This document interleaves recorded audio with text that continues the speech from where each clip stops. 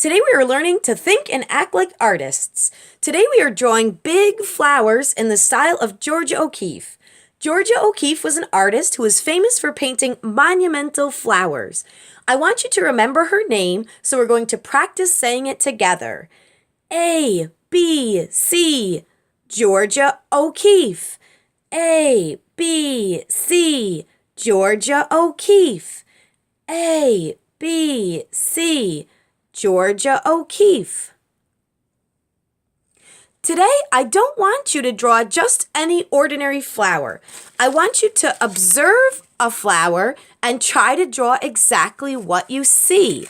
It might look like this when it's done, or it might look something like this. First, let's look at the center.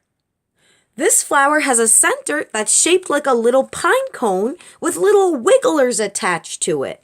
It might look like this when you draw it.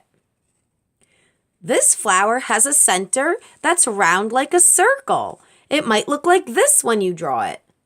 This orange flower has a center that's like a black dot with little wigglers around it. Here's how to draw that. Start with the dot and then draw little wigglers around it.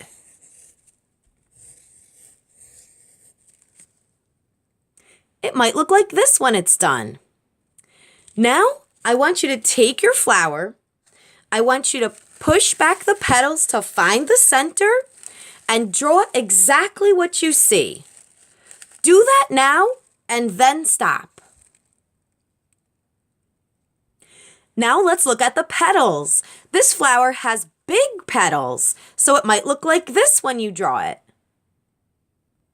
This flower has a whole bunch of long, thin petals. So when you draw it, it might look like this.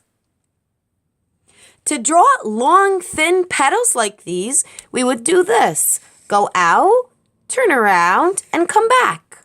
Go out, turn around, and come back.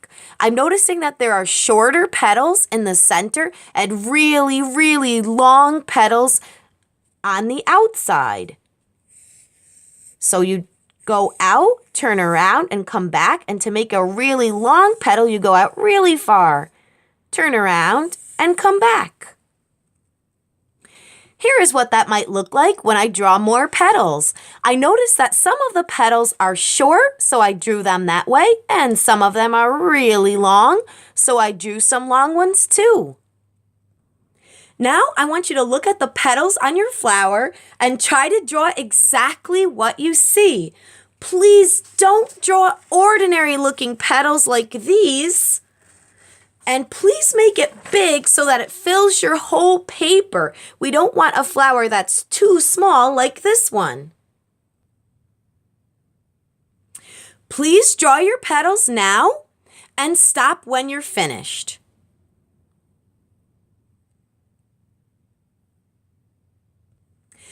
Now that your beautiful drawing is done, I want you to carefully trace all of your lines with a Sharpie.